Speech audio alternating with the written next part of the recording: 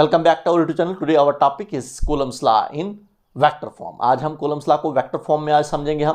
हमने already Coulomb's law को पढ़ा है। कूलम्स लॉ हमें कैलकुलेट करके देता है दो चार्जेस के बीच में फोर्स को कैलकुलेट करके देता है। वो दो चार्जेस हमारे पास अट्रैक्टिव भी हो सकते हैं, रिपल्सिव भी हो सकते हैं।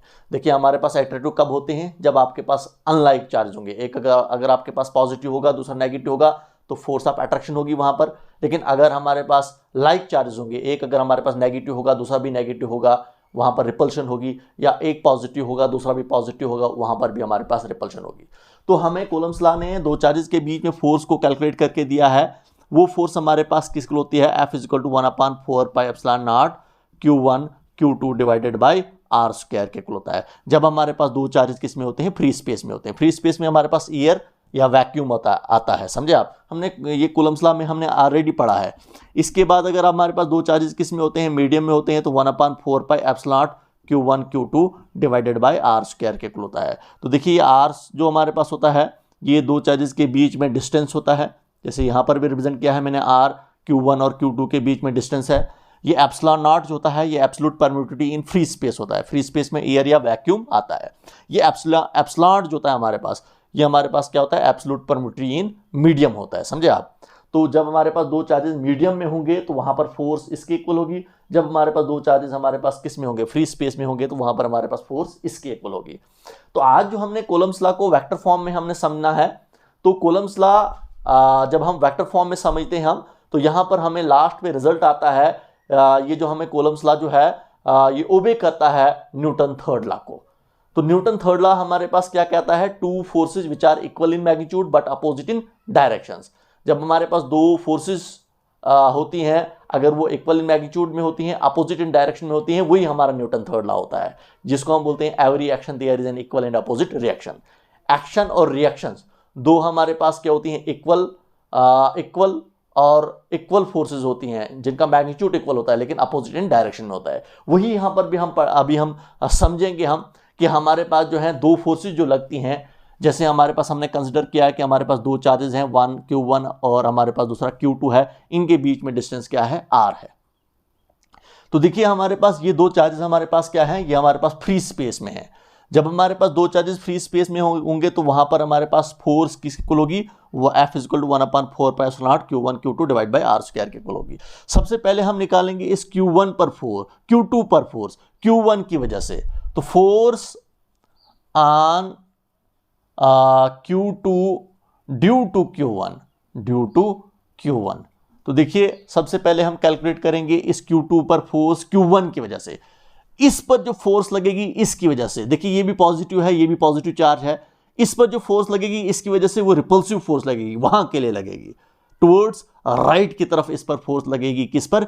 इस Q2 पर। किसकी वजह से? Q1 की वजह से। तो उस फोर्स को हमने रिप्रेजेंट किया है F21 से। तो जो हमारे पास फोर्स लगती है किस पर? Q2 पर Q1 की वजह से, वो फोर्स हमारे पास, इसको वेक्टर फॉर्म में अगर हम लिखेंगे तो F21 रिप्रेजेंट करता है the force acting on charge Q2 due to Q1। ये किसके इक्वल होगा? 1/4πε0 Q1 Q2 divided by distance का स्क्वायर। इन दो चार्जेस के बीच में डिस्टेंस कितना है? R का square unit vector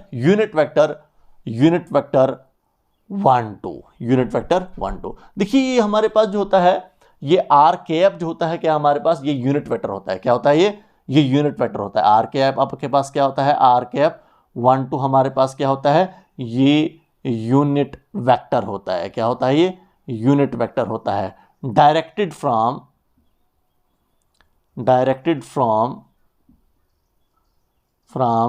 Q1 to Q2। तो देखिए इसका जो हमारे पास, ये जो हमारे पास यूनिट वेक्टर जो होता है हमारे पास R12, इसकी वैल्यू जो होती है वो 1 होती है। समझे आप? यूनिट वेक्टर मैग्नीट्यूड क्या है? 1 है। ये सिर्फ और सिर्फ इस फोर्स जो हमारे पास, ये जो फोर्स है ना F21, इस फोर्स की डायरेक्शन को रिप्रेजेंट करके देता है। किसमें? चार्जेस में।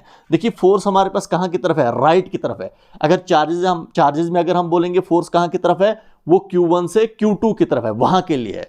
तो इसीलिए हम इसको लिखते हैं R12। 1 2 का मतलब होता है 1 2, इसका मतलब फोर्स जो हमारे पास कहाँ की तरफ है, 1 से लेकर 2 की तरफ है, वहां के लिए फोर्स लग रही है, समझे आप। तो ये यूनिट वेक्टर जो है इसका काम इतना ही होता है, ये इस फोर्स की डायरेक्शन को रिप्रेजेंट करता है। जो हमारे पास चार्जेस में फोर्स की जो डायरेक्शन होगी वो Q1 से Q2 की तरफ होगी, Q1 से Q2 की तरफ होगी, वहां के लिए होगी, जिसको हमने रिप्रेजेंट किया है F21 से, टुवर्ड्स राइट की तरफ होगी। तो ये जो हमारे पास है, this is the force which acts on Q2 due to Q1।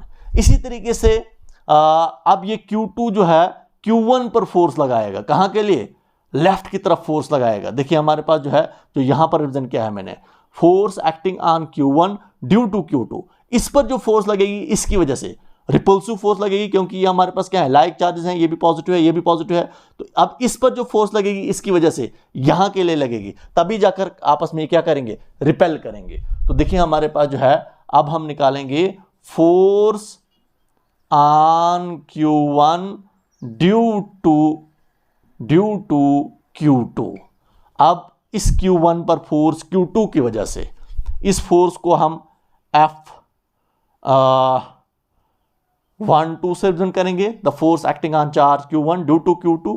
इस पर फोर्स इसकी वजह से यहां के लिए किसके इक्वल होगा, 1/4 pi epsilon naught Q1 Q2 divided by R square unit vector. अब देखिए यूनिट वेक्टर जो हमारे पास कहां की तरफ होगा, यूनिट वेक्टर R कैप 21। देखिए अगर हम फोर्स जो लग रही है वो कहां की तरफ लग रही है, फोर्स जो लग रही है वो लेफ्ट की तरफ लग रही है, यहां के लिए लग रही है। तो चार्जेस में अगर आपको बोलूंगा मैं, Q2 से Q1 की तरफ लग रही है, यहां की तरफ लग रही है।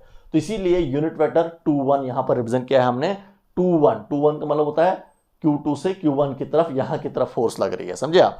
तो इसका काम जो है, ये भी यूनिट वेक्टर है, it is directed from Q2 to Q1, Q2 से Q1 की तरफ हमारे पास ये यूनिट वेक्टर जो है, ये इसकी डायरेक्शन कहां से है, Q2 से Q1 की तरफ है। जो यूनिट वेक्टर इस फोर्स की डायरेक्शन को रिप्रेजेंट करेगा, जो फोर्स लग रही है यहां की तरफ, F12 जो है वो यहां के लिए लग रही है। चार्जेस में अगर दिखा रहा हूं मैं यूनिट वेक्टर फोर्स की डायरेक्शन को रिप्रेजेंट करेगा Q2 से Q1 की तरफ, यहां के लिए। इस फोर्स को हम सेकेंड इक्वेशन ले लेंगे हम, जो हमारे पास फोर्स लग रही है किस पर, Q1 पर, Q2 की वजह से।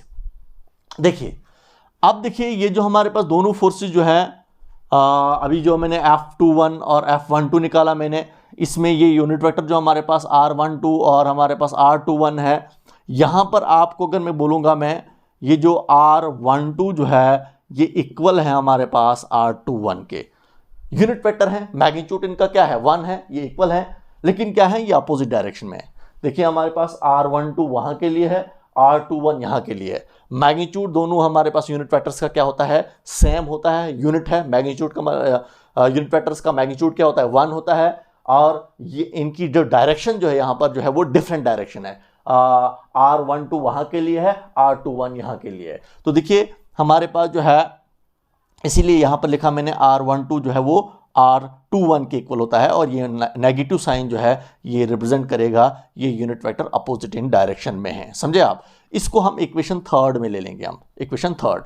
इस इक्वेशन थर्ड को अगर पुट करेंगे किसमें, इक्वेशन फर्स्ट में।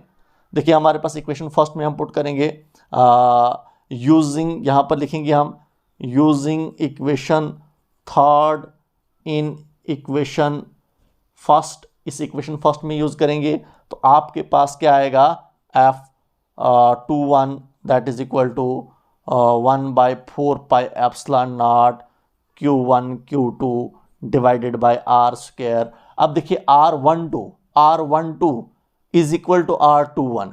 R12 की जगह पर मैं क्या लिखूंगा, मैं R12 की जगह पर लिखूंगा मैं R21 लिख सकता हूं मैं, क्योंकि वैल्यू सेम है। लेकिन ये माइनस है तो माइनस भी साथ में ले लूंगा मैं, ये माइनस यहां पर मैंने लिखा। क्लियर हो आपको। तो मैंने क्या किया, मैंने R12 की जगह पर लिखा मैंने R12 की जगह पर लिखा मैंने R21, जो हमारे पास R21 के इक्वल होता है। ये नेगेटिव साइन जो है, नेगेटिव साइन मैंने पीछे लिखा मैंने। इस इक्वेशंस को अगर हम ले लेंगे हम, this is your equation fourth. ये आपके पास क्या है, इक्वेशन फोर्थ है। अब देखिए यहां पर अगर देखोगे आप इक्वेशन सेकंड्स को, देखो आप फ्रॉम इक्वेशन सेकंड, देखिए आप from equation second and equation fourth, equation second को भी आप देखो आप, और इक्वेशन फोर्थ को भी आप देखो आप। देखिए हमारे पास इक्वेशन ये जो हमारे पास इक्वेशन फोर्थ है 1/4 Q1 Q2 divide by R square unit vector R21, यहाँ पर भी देखो आप 1/4 Q1 Q2 divide by R square unit vector R21। यहाँ पर देखो आप ये सेम आपको नजर आ रहा है, ये भी वही है, बिल्कुल सेम एक जैसा आपको नजर आ रहा है, और यहाँ पर बिल्कुल वही नजर आ रहा है आपको। लेकिन ये जो हमारे पास जो है ये पूरा का पूरा जो यहाँ पर भी आपको वही नजर आ रहा है, ये पूरा का पूरा किसके कुल होता है, F12 के कुल होता है। इसका मतलब अगर मैं इक्वेशन सेकंड को यूज करूंगा, मैं समझे आप किस में, इक्वेशन फोर्थ में, तो मैं इस पूरे की जगह पर ये जो आपको नजर आ रहा है ये पूरा का पूरा जो होता है वो F12 के कुल होता है। तो यहाँ पर अभी जो हमारे पास F21 ऐसे ही रहेगा, दैट इज इक्वल टू ये पूरा का पूरा हमारे पास किसके इक्वल है, ये यहाँ पर भी आपको नजर आ रहा है, इक्वेशन सेकंड में नजर आ रहा है, ये पूरा का पूरा F12 के इक्वल होता है। ये माइनस यहीं पर रहेगा, माइनस यहीं पर रहेगा, और F12। तो मैंने क्या किया, मैंने जो यूज किया इक्वेशन सेकंड को मैंने यूज किया इक्वेशन फोर्थ में, और यहां पर देखिए 1/4 Q1 Q2 divide by R square unit vector 21, और यहां पर भी देखिए एक जैसा है, सेम वही है, हम आपके पास है। ये पूरा का पूरा जो होता है ये पूरा का पूरा किस कुल होता है, F12 के कुल होता है। इसीलिए मैंने इस पूरे की जगह पर ये जो आपको नजर आ रहा है इसकी जगह पर मैंने F12 लिखा मैंने। तो देखिए ये जो आपको जो नजर आ रहा है ना F12 that is equal to minus F21, यही तो आपका न्यूटन थर्ड लॉ है जो मैथमेटिकल फॉर्म में है। इसका मतलब जो फोर्स हमारे पास Q2 पर लग रही है Q1 की वजह से, जो Q2 पर लग रही है Q1 की वजह से जो फोर्स लग रही है, कहां की तरफ, राइट की तरफ जो फोर्स लग रही है, इक्वल है जो हमारे पास फोर्स लग रही है F12, जो फोर्स हमारे पास किस पर लग रही है, इस Q1 पर लग रही है, Q1 पर लग रही है, किसकी वजह से, Q2 की वजह से, कहां की तरफ, लेफ्ट की तरफ। ये दोनों फोर्सेस क्या है, इक्वल इन मैग्नीट्यूड्स में है, और नेगेटिव साइन रिप्रेजेंट करता है ये ऑपोजिट इन डायरेक्शन में है। इसका मतलब इस पर जो फोर्स लग रही है इसकी वजह से वहां के लिए, इस पर जो लोग फोर्स लग रही है इसकी वजह से यहां के लिए, ये दोनों फोर्सेस इक्वल इन मैग्नीट्यूड्स में होते हैं और अपोजिट इन डायरेक्शन में होते हैं, जिसकी वजह से हमारे पास ये दोनों बॉडीज क्या करती हैं, रिपेल करती हैं। और जब हमारे पास ये आपको मैथमेटिकली निकल रहा है F12 is equal to minus F21, ये आपका न्यूटन थर्ड लॉ है, तो अब मैं लिख सकता हूं यहां पर कि हमारे पास जो है कूलम्स लॉ जो है वो क्या करता है, ओबे करता है न्यूटन थर्ड लॉ को। अब मैं लिख सकता हूं मैं hence it obey Newton's third law. अब मैं यहां पर लिख सकता हूं मैं कि ये जो हमारे पास जो है न्यूटन थर्ड लॉ को ओबे करता है, या हम ये कहेंगे कि हमारे पास कूलम्स लॉ जो है वो in accordings with Newton third law है। न्यूटन थर्ड लॉ के अकॉर्डिंग्स में हमारे पास जो है ये आपका कूलम्स लॉ है, समझे आप। जो हमारे पास न्यूटन थर्ड लॉ है, इसका मतलब कूलम्स लॉ जो है वो न्यूटन थर्ड लॉ को क्या कर रहा है, ओबे कर रहा है। यही कह रहा है कि जितनी फोर्स हमारे पास Q1 पर लग रही है Q2 की वजह से यहां के लिए, उतनी फोर्स Q2 पर लग रही है Q1 की वजह से वहां के लिए। ये इक्वल इन मैग्नीट्यूड्स में है, अपोजिट इन डायरेक्शन में है। यही हमारे पास जब दो फोर्स इक्वल इन मैग्नीट्यूड्स में होती हैं, अपोजिट इन डायरेक्शन में होती हैं, समझे आप, वो क्या होता है हमारे पास, वही आपका न्यूटन थर्ड लॉ होता है। इसका मतलब Coulomb's law Newton third law को क्या करता है, ओबे करता है। ओके।